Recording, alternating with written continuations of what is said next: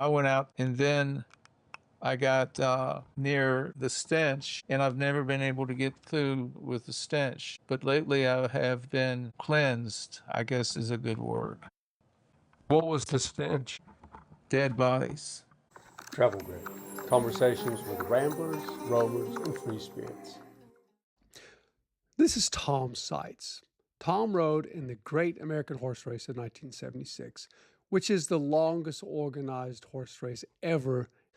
And I went to sit down and visit with Tom in Luray, Virginia, where he and his wife Marianne live. And as he started sharing this story of Vietnam, of his background, and I'm telling you, it was heavy, but it really set up the story of the Great American Horse Race in 1976, because it really gave that background of what was going on in Tom's life. 1968, I was in Vietnam. What was your job? Photographer. Photographed everything. It was an engineer battalion, so I did a photography of the projects that they did. We put in 3 bridges in Vietnam, and one bridge was 1,600 feet. Longest bridge the Corps of Engineers put in Vietnam. So I saw that through. Then we moved to a place called Bami Tuat, which was near Dalat in the Central Highlands. Got moved into there. I came back after a year, and I was scarred. Explain to people what it was like for you to get your number. I pretty much knew after I was in the draft thing, and I knew that I was going to be drafted.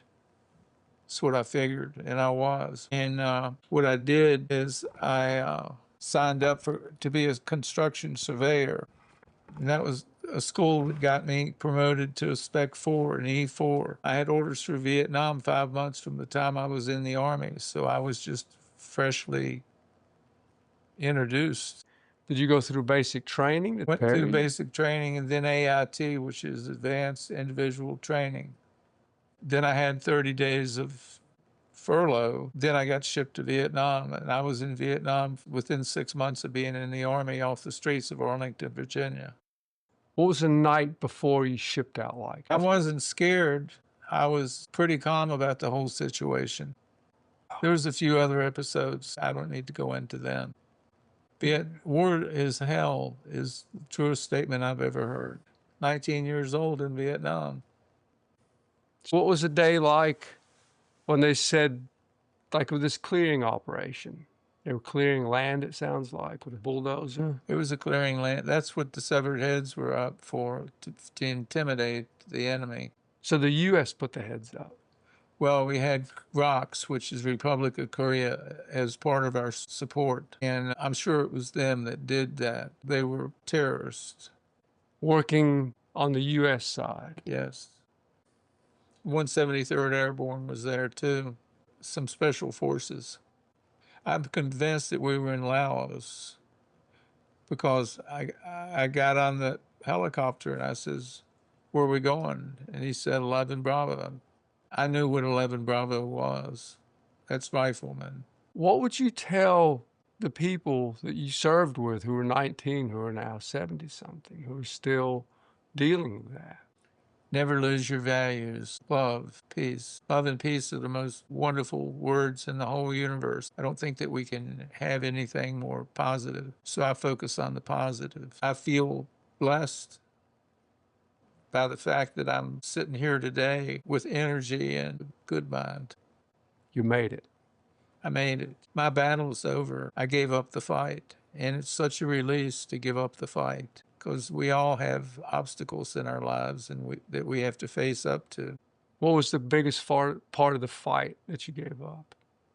Alcohol was probably the biggest. Marijuana, a little bit of cocaine, not much cocaine, but I got into drugs. I mean, in Vietnam, you could buy a carton of cigarettes that had been bought from the black market, taken out the tobacco because they loved tobacco, and fill the cigarette up with marijuana, some of the best marijuana you ever smoked. The Vietnam War was probably one of the first ones that were fought with marijuana. Not everybody did it, but I would suggest that 5% of my company did marijuana.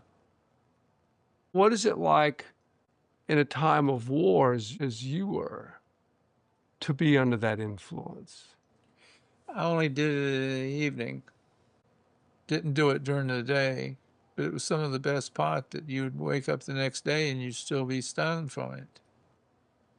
But I was not only the photographer, but I was the driver to the executive officer of the battalion, because I would drive him and we'd go around to all the different construction projects and he'd look at that. And I got to thinking after I got back, I says, that was pretty dangerous, because here he is, a colonel, and I'm his driver, and he would be a good one to assassinate. I mean, I think that I had sickness, but I didn't have fear. Does that make any sense? Explain that a little more. Because fear often leads to sickness, but you didn't have fear. I didn't. I mean, that's the only way I can describe This it. would be drive. So describe this. You're driving around in a Jeep. And so there was sickness there, but there wasn't fear. Well, where did the sickness come from? The severed heads. I'll never forget that. Were you from Arlington? Were you born and raised there? My mother and father were divorced when I was about 12 years old, and she got a job in Washington, D.C. as a travel agent. So we moved up to Arlington, and that's where I went to high school, Washington Lee High School in Arlington, and that's where I was drafted from. So you were born in 1947.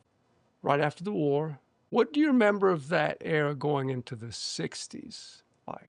I delivered newspapers of the Washington Post, and I got to be the guy that had the system of all the newspaper people, and I'd go out and count the papers out and put them out. I was called the drop man. If there wasn't a person available or they quit a route, I'd have to go out and do the route. And how old were you then? I was probably 17. But I made good money and bought myself a 56 Chevrolet. Wish I had that car today. Two-door. Where did that work ethic come from? Let me explain to you some of this. When I was young, I spent the summers in West Virginia with my grandparents on their farm. I remember riding Dewey, the plow horse, in and out of the field. I still to this day remember the smell of Dewey's sweat. Dewey was the first horse I ever rode. There was a barn down the hill from my grandparents that was a show barn, and I helped clean out their stalls, and one of those horses placed in a show at Madison Square Garden. And that's how I originally liked horses. I was probably 13 or 14 when I was doing that in West Virginia. How many people plow today? I remember how I turned the soil with a blade, and then my grandfather came back with some sort of machine and leveled it out and ground it up towards it was fine dirt. He was German. His name was Hallweeden. He wasn't my real grandfather. My grandmother's had two other husbands that both died on her, and she married John Hallweeden, and that's the only one that I knew. I didn't know any of the others. When you were plowing with your grandfather, was that a moment where you're like, that's what I'd like to do more with horses? Well, I saw the horses in the paddock down the hill, so they invoked interest also. I mean, the only horse that or pony I ever rode was a pony when Virginia. My life lesson from the great American horse race was, with small, consistent, dedicated steps, great strides can be made. That was what I learned from the great. I didn't know about taking your time and one consecutive move after another. And it was the first time that I ever got out with a horse, going away from home. I'd never done it. So you had never you hadn't done endurance? Didn't do nothing. I had a year and 9 months of riding him around the house, over into the mountains, getting a sandwich and a beer, riding back and riding up to 30, 35 miles in a day. So you really trained for this? I didn't know that I was training for this, but it's just what I did. And I saw an ad in Western Horseman in March, and that was something that got me interested into it. And I spent time trying to drum up supporters or patrons or something, some way to get it paid for, and I didn't do very good on that. So back up real quickly to the moment you first met Jose Dante. Tom told me that he'd written up his recollections of the Great American Horse Race and wanted to read some of those passages to me. Here, he's reading about how he first met Joe, the horse that would become Jose Dante. Tack shop, 1974. I walked into a tack shop and they asked me if I was buying or selling, and I says, I'm just looking. They said they had a horse for sale, and I went to look at Joe. He was 7 years old, strawberry roan, 14.2, with 4 white stockings and a white blaze. I went home and had a dream that night of a dancing horse, so I went back the next day and bought Jose Dante. It was like a premonition or something. I mean, I wasn't looking to buy a horse. I'd never owned a horse, so I went out and got Jose. So you walked into this tack store, and then you just had this premonition, like. I didn't even know I had a premonition. They asked me. They said, are you buying or selling? And I says, I'm just looking. Are you just looking for tack or horses? I had never been in an tack store, so I didn't know what they had. So you just walked in. I just walked in. That's great. It was March of 1974. And how old were you? 1970. 47. Back from Vietnam. All that Living in fun. a house with 3 other Vietnam veterans, and they got into heroin. I never did heroin. I never want heroin. So that's when I got Jose. And out on Route 7 was a busy thoroughfare. Well, I was walking Jose, and he ran me down and ran out into the traffic. Oh, jeez. So I said, I got to get out of here. So that's what got me to Luray. Again, that's Luray, Virginia, where Tom and his wife Marianne still live. You buy him, he bolts into traffic, and you were right in Washington then. Pretty close to it. I was living in Arlington. I mean, I found a field that I could board him on. I never even knew what it took to board a horse. Because you just walked into a tack store. Went home and dreamed about him, and it was my psyche or something which enriched my viewpoint of wanting to buy him. So how much since then have things risen up from your psyche? Would you say you're more psyche-driven or rational thought? Then or now? Then. I was always responsible. In our house, I was the one that handled the collection of the rent. The 4 of us, we split it. It was me that arranged the trash to get gone, and who's going to do it? Who's going to cut the grass? This and that. So I was like the squad leader. Of 3 heroin addicts. Well, 2 addicts and one that just did it every once in a while. It's a drug that I know is bad. I never tried it, never had a desire for it. So you organize it. So this is a pretty structured lifestyle you're leading. It was a structured life. And then this rose up somewhere in the night, bubbling inside you. This up from your psyche. It came from somewhere. Maybe it was meant to be. Maybe it's that spiritual thing that we never know what the path is.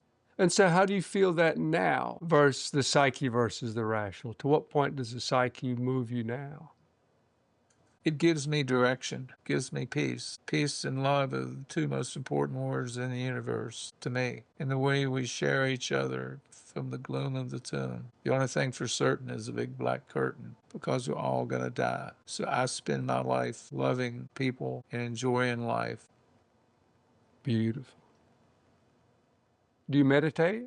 Not structured, not like my friend Curtis, who's a Buddhist who chants and such, but I pray. And sometimes I've found that the only thing that I can do to really reach the spiritual limit is to clear my mind of all thought and have a clear vision in your thought, your psyche, and your mind. What is a practice you use to clear your mind of thoughts? I try to block out every thought to whereas I have a clear mind without any interruption. So what are your spiritual practices? Do you pray? I do pray. One of my prayers is please. And I don't even bring up the reason why please. I don't have to say please for solving war problems. That's my mantra is please, because if there is a Lord in heaven or anything else, they're going to know what's in my mind. So I just say please.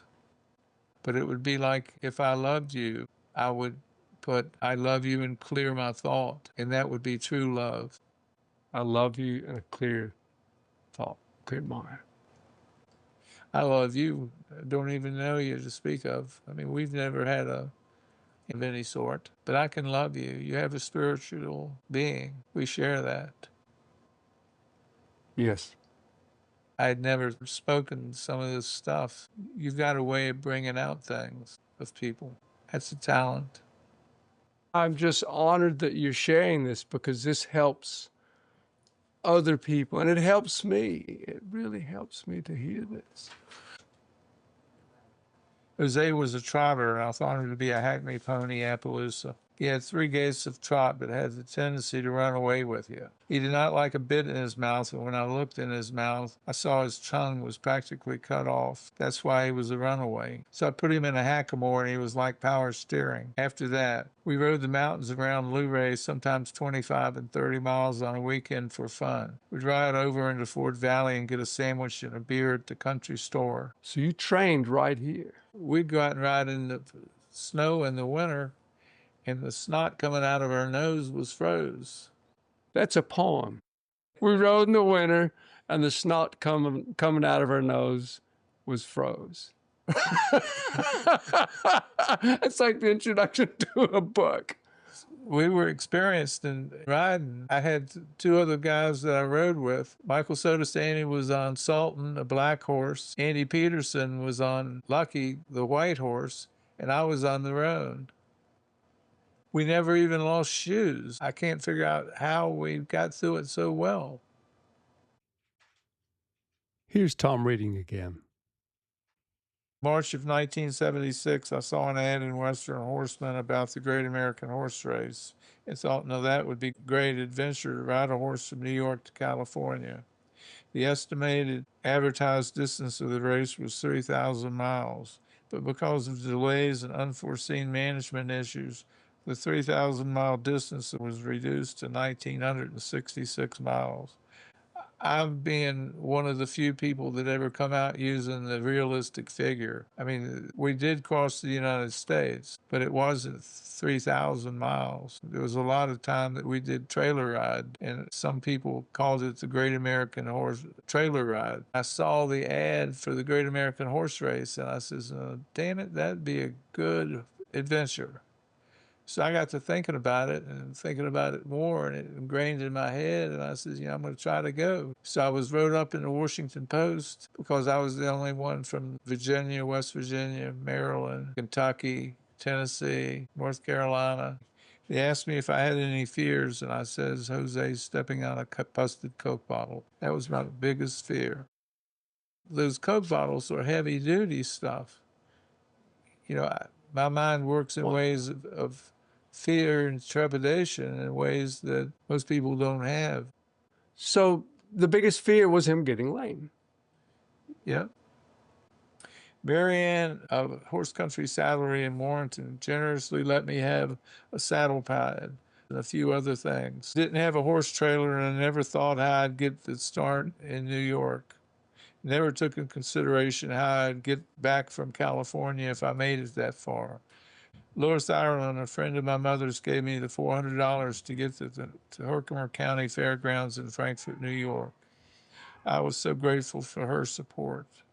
I had $750 to the check-in. Entry fee was $500. But I met a guy who broke his collarbone, and he sold me his entry for $250. So I had $500 to start the longest ride race in the world, New York to California. I was number 77. Wow. A lucky number, I thought. I would say that $500 now would be $1,000 to $1,200. $500 was almost twice the price of your horse. It's real money. They sold him cheap to get rid of him because he was a handful. And tough to ride, you said. But that was with the bit. I started out with a split snaffle, and that was pretty loose, but he didn't even like that. And then you looked into his mouth and saw his tongue. Saw his tongue half bit. You could see the scar in his tongue. Was the whole tongue there, or was it cut off? Wasn't cut off. Must have healed okay. But back 2 inches in his mouth. So the hackamore took care of that. And the hackamore, again, for people who don't know, is like a bitless bridle. It's just got like two shanks. I think it like puts a little pressure on the nose. Yep. It's worked wonders on him. I had a trainer who gave me some riding lessons, and she worked for the CIA, but she did training lessons on the side. So I figured I better get some training lessons. And I'll never forget, I was doing something that wasn't quite right. She hit me with a crop. It's very CIA-like. And I That's said, great. those lessons are done. I may have deserved it, but I didn't like it. It's moving very quickly. You've had Jose. Did you call him? What did you call him? Jose Dante? Jose. Jose. But his name was Jose Dante. That name came out of the osmosis of the universe. I don't know why. Jose Dante was what I named him. He wasn't a Joe. He definitely wasn't a Joe. So those people that had him probably didn't realize what a solid horse he was. So you've got to get to the start. You don't have a horse trailer. And the start's in New York.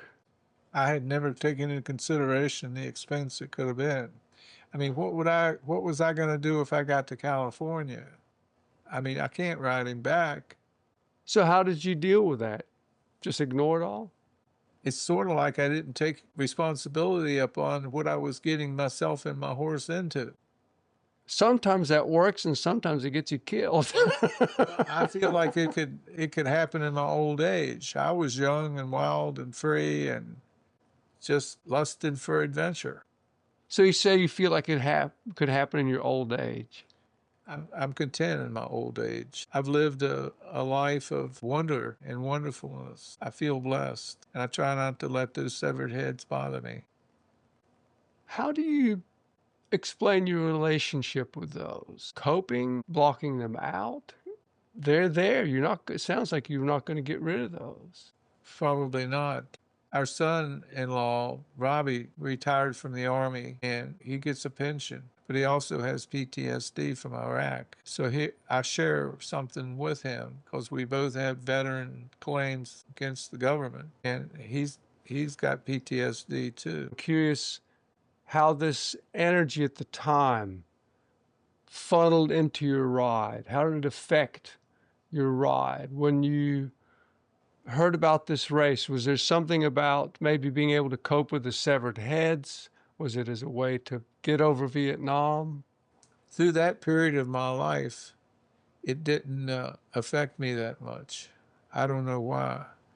It just came up later on, probably, 76, and I was out of the Army in 1970. So I hadn't really gotten into the depths of despair until after the Great American Horse Race. That helped me, though. What was it like after the Great American Horse Race? I got into drinking, drank too much, smoked too much. Then I had the inclination to stop, knowing that it wasn't doing me any good. And I was belligerent to people and shouldn't have been belligerent to people. Now I have kindness. I don't have any negativism towards people. How did you leave that part of your life behind? Through the grace of God, I said, please. Is that when you really started saying please? Yes. Okay, Tom's going to read a little bit more. And as I sat there listening to him read, I realized that this race was almost 50 years, half a century ago. And as he read over it, it was, and this is just my take on it, his way of coping with all the hard stuff that came after the race. Memorial Day, 1976, California or bust. The ride started in Frankfort, New York on Memorial Day and finished on 5 September 1976 in Sacramento, California, and it was and is like a blur. It was intense at the beginning of the Great American Horse Race. It was chaotic with over 120 rigs and 150 horses and about 500 people. It was hectic, frantic, and a circus. It was wild and crazy. That was the only way I can describe it. Some went too fast and thought the Great American Horse Race was a fast race rather than a long ride. Things sort of slowed down into a week or so after some bombed out early. There were at least 10 farriers, and some brought along their own and some flew some in. Shoeing was around $20. With whim, it was $30. The days were long, having hay, grain, 2 saddles, water, my gear and clothes, etc., all carried in the feed truck. I was grateful for that, but it was an obstacle to keep order of my gear with no crew, and I had to take care of Jose too. There wasn't much time for me. I was lucky to get a shower every 5 to 7 days. I was not complaining, though. It was adventure. The ride route was Frankfort, New York, Pennsylvania, Ohio, Indiana, Illinois, Missouri, Nebraska, Kansas, Colorado, Wyoming, Utah, Nevada, and Sacramento, California. I rode with holy jeans and long johns. My grandfather said, what keeps the heat in keeps the heat out. So I did it not only to protect my legs against leg rubbing on the saddle, but I was keeping the heat out. And I was wearing holy jeans before holy jeans got cool. Everyone's showing up, and there were hundreds of people there. It sounds wild. There were trucks and trailers and farriers, and of course the riders and support crew and families. And what was it like meeting some of the people for the first time? I've got my copy of The Great American Horse Race here, which we'll look at. So this is a great book. It's called The Great American Horse Race of 1976. And I brought my copy to have Tom look at it, look over some photos, tell me what he remembered. And one of my favorite parts of the book was reading about all the different people who showed up, and topping the list of all these characters was the Icelandic national team mounted on ponies, riding in silly-looking blazers. So I asked Tom, what do you remember about the Icelandic team? Quite the characters. I remember them putting on demonstrations. We go into town and try to raise money. The riders came from all over, including 32 states in the USA, from Canada, Germany, Austria, and there was an Austrian count in there, real life count. We called him Countdown. France, Switzerland, Iceland, Australia. And ages ranged from 18 to 70. Some came for the greatest adventures of their lives, some just to ride. Some had years of endurance experience, including the Tevis. So tell people what the Tevis Cup is. The Tevis Cup is a ride in California that is the granddaddy of all. It's a 100-mile ride through the Sierra Nevadas. It's probably the most famous endurance ride in the country, maybe even the world. There's nothing as big as that. And so riders that had completed that were in the race. The guy that won did the Tevis 4 times. I've grown to respect Earl Norton, who won the ride on the mules, with his strategy, his care for the horse, for the mules, and they were the most beautiful mules I've ever seen. So tell me more about him. He was a steeplejack. What's a steeplejack? It means he goes from town to town and fixes big chimneys and such on rope. Climbs up the chimneys. Yep. That was his job, chimneys. Earl Norton. So he was from California. And he had a son who was his only crew, and his son was 16 years old, driving a big rig, taking care of the 2 mules, setting up camp, tearing down camp, getting water, getting food, do all the stuff you got to do. So what do you remember about Verl? He was larger than life. If there's ever a movie done about the Great American Horse Race, they'll see the gratitude that he showed towards his mules. He loved the mules. He took care of them. He never came in first during the day, but his time was kept, and he won the ride legitimately and got the prize money of $25,000, which then was like $100,000 now or something. He sounded like an amazing, steady, generous person who even, I think, in the book said he provided a mule to someone who had problems. It's a deacon. He flew the horse in from California for her to start. He didn't even really know her. He just met her and thought she was a kind girl, and her horse had problems and she couldn't start. She beat me. She came in ahead of me. I finished in 28th. Wow. So I'm just imagining this first day. It's 1976. You've shown up, you're in your holy jeans. How do they start this thing? Was there a starting line? What do you remember the start? Were the horses riding around? Was it a gallop? How did you go across the There's starting an line? announcer that says, "Get ready," and the trail is now open. And some people went out in a flaming start. And I tried to stay somewhere in the middle. How many horses started? It was like 100 horses 92 horses. at the starting line. Yes. And do you remember, like, were you just surrounded by horses? Was it like riding in a herd to start? Groups of 3 to 5 mainly. Sometimes you'd find somebody going the pace you want, and you just drag ride them.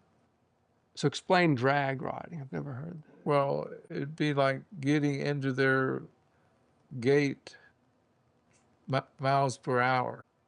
And you would go behind them a little bit? Sometimes I led. Jose was a trotter, and he could keep up a pretty good gait. And some people would follow me at times. Sometimes I would just get out and walk, let him catch his breath. So how much would you ride and how much would you walk?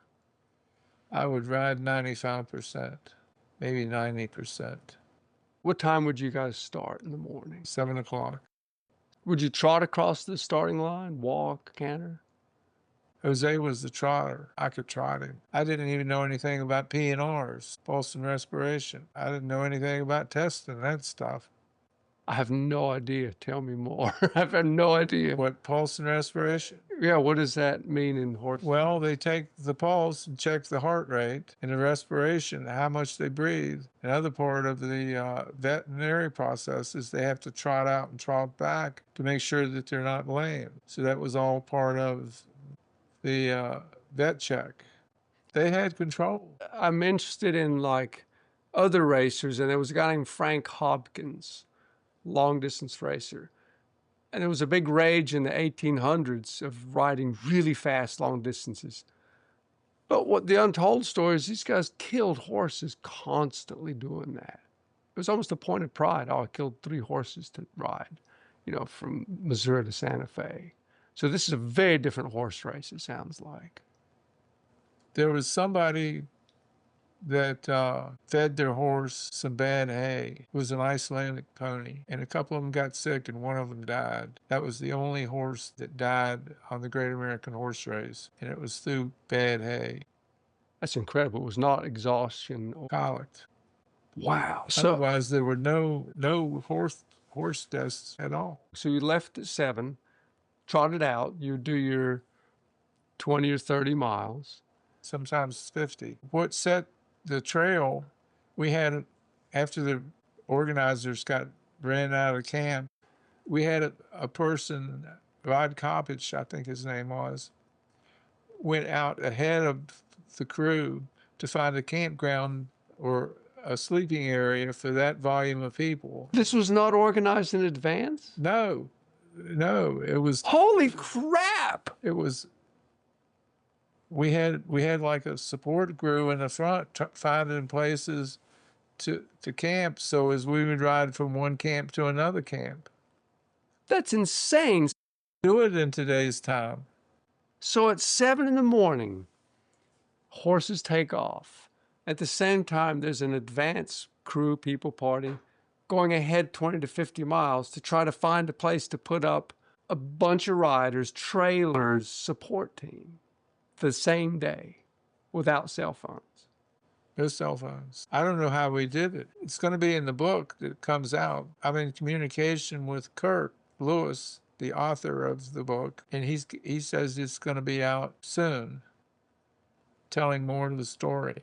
So the first book is the Great American Horse Race in 1976, which we'll definitely talk about that. You've read this book. It's a wonderful book. What What should have been in this book that wasn't in the book that you wish, boy, I wish they talked about this, about the race? I think there should have been some scenic photographs, maybe, of some of the area, like the Medicine Bow National Forest and these fields, open fields of beautiful flowers growing wild. I mean, like to get up up from Medicine Bow National Park. I mean, some of the most vividly beautiful places you could ever imagine. But it would need to have color to do it. And maybe in the next book, there will be color. You said very early on, Jose Dante lost a shoe and you got him reshod along the way. Got shot by an Amish farrier. And I noticed the Amish people riding their buggy horses down the road and how they were going. And I took it upon faith that I was going to try whatever they tried. And I have a shoe here that did that. And I got 1,000 miles out of the shoe. The vets looked upon it and says, "You're going to lame that horse out." Well, the Amish people didn't lame their horses out. They went down the road safely with a product called Studite. Tell me about Studite. I don't know. I know borium. Well, it's borium, but the Amish people use something called Studite. So borium is like a metal thing you put on shoes to keep them from wearing, because the horseshoes wear out in the pavement and they're slippery. So Studite is something to keep it from wearing out and maybe give us a little more grip. Does that sound right? Yeah. And no slipping and sliding. Right. They thought I was going to get a tendon problem or something. Never had a tendon problem. Because that can be the issue from what I've heard with borium. A horse naturally, the hoof slides a little bit. And that borium can make it stick a little more on the cement and jar their tendons. Yes. And you didn't have a problem with any sit? No, sir. I followed it by faith. I said, if the Amish people can do it, I can do it. I was the only one that got that. But other people were changing shoes every 7 to 10 days. So Tom pulls out a black and white photo of he and Jose sitting in a creek. It is so 1976. So when Tom was describing how the whole thing was organized, there were people driving out, organizers, the day that all the racers took off, looking for places for them to spend the night, that night. And the horse care was just as simple. This photo of Tom sitting on Jose, sitting in the creek, that's just to cool his feet down. There are no ice boots, there are no lasers. There's none of the tech that we associate now with horse care back then in 1976 during the Great American Horse Race. Here's Tom describing what he's doing in that creek, sitting on Jose's back, looking very chill, I might say. You look at it close, you'll see that my feet are in the water. If you look at my arms, you'll see a little bit of sunburn on them. And I had a stick in my right hand, and I was sitting there with Jose, and he had both his ears out this way, at rest and peace. It could have been after a long day that I saw the creek and got into it. See, the other people, they put their horses on the side. Yes. Yeah, beside the creek, but you went right into it. Yep. So how often did you have to bandage his legs or rub down his tendons with alcohol or Absorbing. I would say I didn't do it every day. And in fact, I didn't take any with me. I ended up buying some along the way. I didn't even know about wrapping legs. I didn't know about absorbing. I was totally green.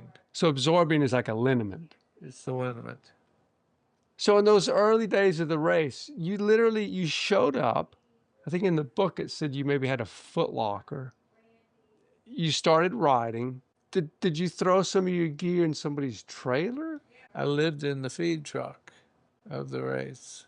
Did everybody eat the same grain? If they wanted to put their grain in there, they could put it in there. So you would ride during the day, then sleep in the feed truck, and get riding the next day. That's what I did up until Ohio, when I had a friend come, Andy Peterson, with a 58 Chevrolet pickup truck. He came and he brought a tent. All I had was a sleeping bag. I didn't even have a cooler. I don't even Hose. remember how I got water for the horse. I had 2 buckets. I guess I went and carried water in. That's wild because, now when we look at events. Everybody has everything. Exactly. I had nothing. That's the air conditioner. I had faith. I still can't to this day remember all the turmoil that I experienced. It's sort of like it blocked out of my mind or something. I only have the good feelings about it. But there was some very stressful times. If we had a trailer day because there was too much traffic, we would go from point A to point B, and I needed a ride. So I always had to bum a ride from somebody that only had 1 horse but a 2-horse trailer. There was a guy, Ted Allegria, who I trailered a lot with, but he brought Jose back to Illinois to his house because he had a sponsor that gave him the trailer. And the sponsor said, if I pay for the gas, he can take me home. Ted took me from Sacramento back to Virginia. Wow, you really made this up as you went with very little money. Yes. And I'd get $50, $75 along the way. We knew where to put in the money, to put in the mail to. Like general delivery? General delivery, that was it. Yeah. So to explain to people that don't know, you can still send stuff with my name or your name, Tom Sites, wherever you're going to go, Quincy, Illinois, and people can send it to the post office. Go pick it up. To get that many people across the country in a race needs a little organization, but it sounds like there were some problems. Here's Tom reading what happens when you throw together a whole bunch of really enthusiastic, patriotic people to take this huge race across America, but they hadn't really spent years or certainly even months planning things out in advance. At the beginning, they got run out of camp. Ride had management problems from the start, and ride management fell apart. Randy Scheiding, the organizer, was physically run out of camp. He did come through with the prize money of $50,000, which was put in an escrow bank account in Sacramento. His intentions were pure. He was just in over his head for the lack of funding. He had a good concept, but he was a dreamer. Reality took him down. I'll never forget when the Porta Potties had to leave because we couldn't afford them. That's when the Riders Committee was formed and managed. We introduced a $15 a day rider's fee to be paid by each rider to cover the expenses of the vets along with other expenses. We had like circus horses that would go out and jump picnic tables and do silly stuff like that. We'd take donations and it helped pay for the vets. That was the biggest expense we had. We had to pay for the vets. So the vets would check the horses to make sure they were 2 to 3 times a day. So the horses got good veterinary supervision. The head vet was the first vet inducted into the AERC Hall of Fame, Bruce Branscombe. The AERC is the American Endurance Ride Conference. So he gave us credibility. And he didn't take any crap from people. What do you remember of a man called Smokey? Smokey Killian.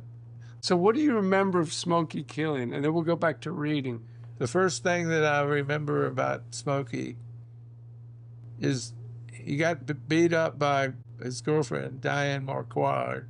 He was like 60. He was still a stud, I guess.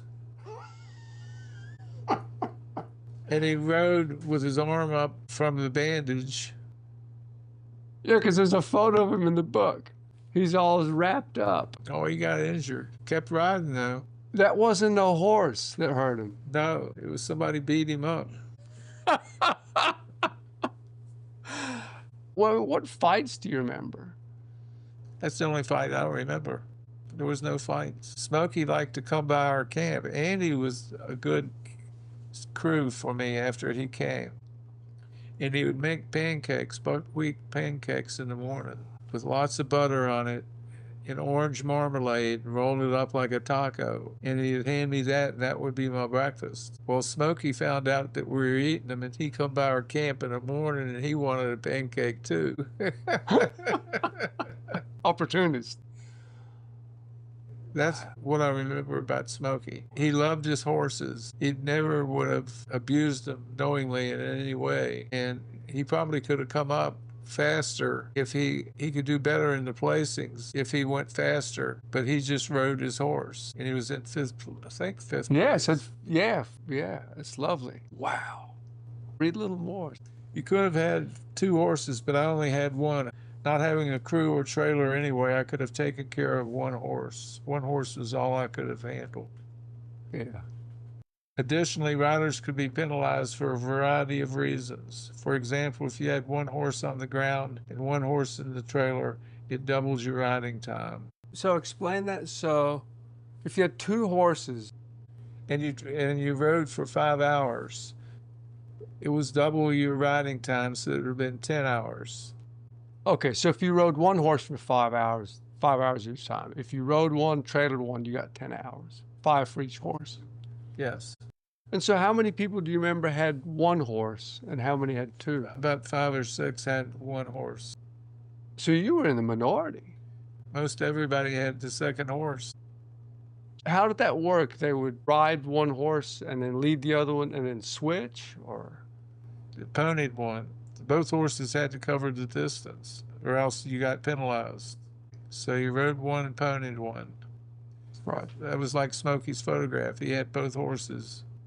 Right. Still sound. Burl had a mule that became lame or something. I forget now what it was, but they had to scratch Lady Eloise. So that put him only down to Lord Fauntleroy. But he believed in Leroy, so he kept him with 1 horse rather than take the penalty time of the other horse. He took her off real quick. So then he just traveled with 1 mule after that? Yes. So you could start with 2, but then could you retire 1 horse and not have you be penalized by that? If he didn't travel the distance, you wouldn't have been penalized. You make a formal decision, this horse is scratched. So the timers are notified of that, and they figure out the time.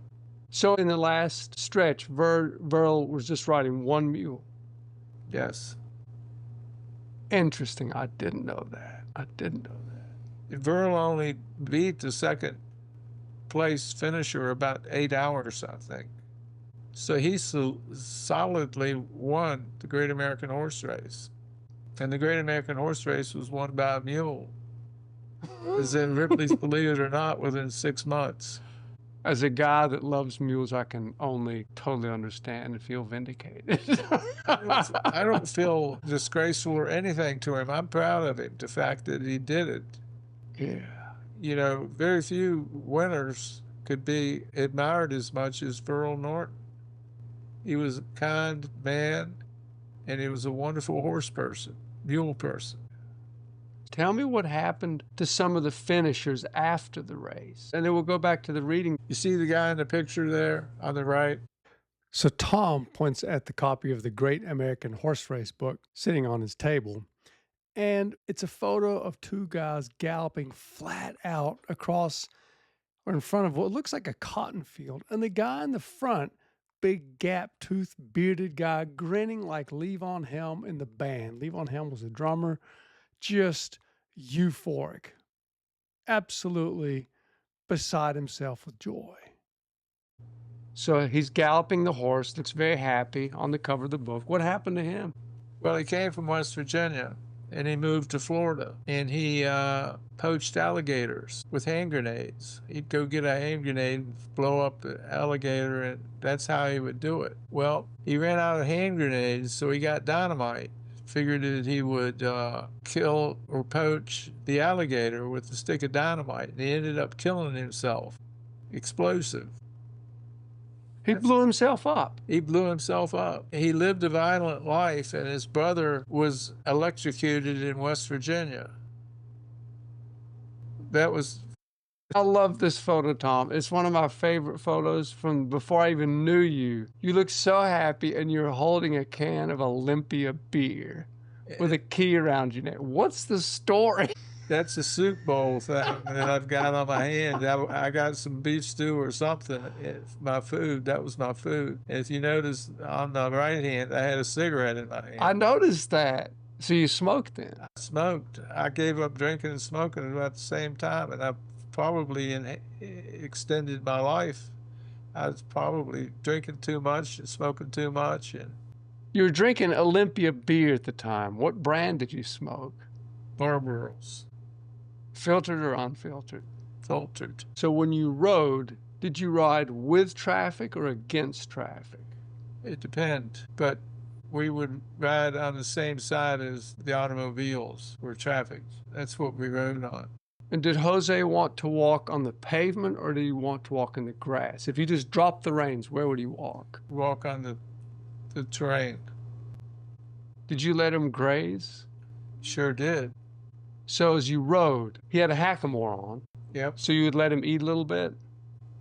I took care of him. I took better care of him than I did myself. I probably lost 5 or 8 pounds on that ride. I mean, I was down to 144 pounds. So describe riding for people to really understand. You're riding up the road, you're with traffic, you're riding in the grass a few feet from the pavement on Jose, riding along. Describe for people what it's like for a tractor trailer to come up behind them. What does it sound like? What does a horse feel like? It depends upon what's happening on the right side, if you can find it, or if you can get away from the traffic. If you're on a wide grassy shoulder, you're riding along and a semi comes up behind you. What is that like? The one thing that comes to mind is gopher holes. I took 2 tumbles. Gopher holes like rodents, really? That's why it sometimes was better to ride up near the median than going out into the trail. So I took 2 tumbles. Jose stepped into a hole? It fell down. So wonder he didn't lame himself out. So you hear a semi. What is it like when there's a guardrail? You can't move over. Pray for peace. There was some danger. I mean, to this day, I have some of that scariness. It's just such a hard concept for people to understand how close it is between walking up the side of the road and boom, a backfire, you're in the road. And where to go. What was your memory of the last day? What were you thinking? Riding towards the finish line. It was a sad, happy thing. It was sad because you're losing some people that were friends. You're not going to see them for a while. But you're happy because you're going home. I couldn't wait to get home, to be honest with you.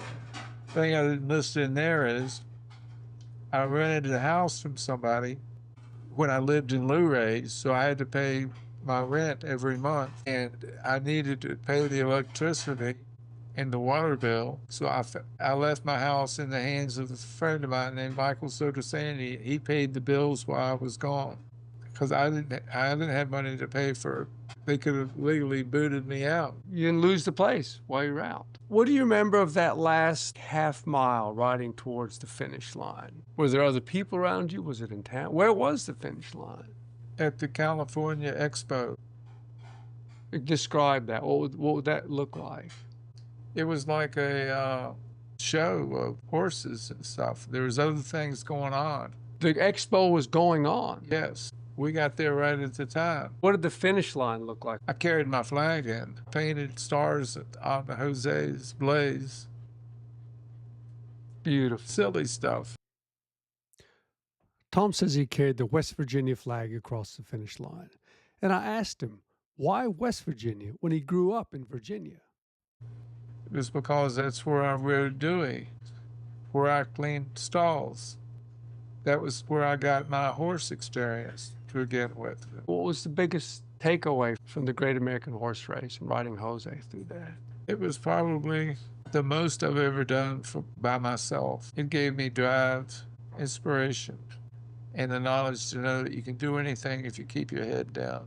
The motto of the endurance community is to finish is to win. And I was happy finishing. I like the motto to finish is to win. After crossing the finish line in Sacramento, Tom trailered Jose home to Luray, Virginia. They competed together in endurance events for many more years. Tom's skill earned him a spot on the United States team for the World Endurance Championships, where they won. Tom says this was the only time an American endurance team has ever claimed victory on foreign soil. Eventually, Tom retired Jose from competition. Today, Jose is buried on the property of Tom's daughter's house. The horse that helped a Vietnam veteran find his way home, one small, consistent step at a time, rests now in the same earth where his rider learned to love horses. Some journeys end where they began, and some partnerships, like Tom and Jose's, never really end. Tom has written a great account of his experience in the Great American Horse Race, some of which he read to me when we sat down for our chat. He has graciously allowed me to share this written account on Travel Grid. Look for it below the podcast of our chat. Thanks so much, Tom, for sharing your story. Travel Grid. Conversations with ramblers, roamers, and free spirits.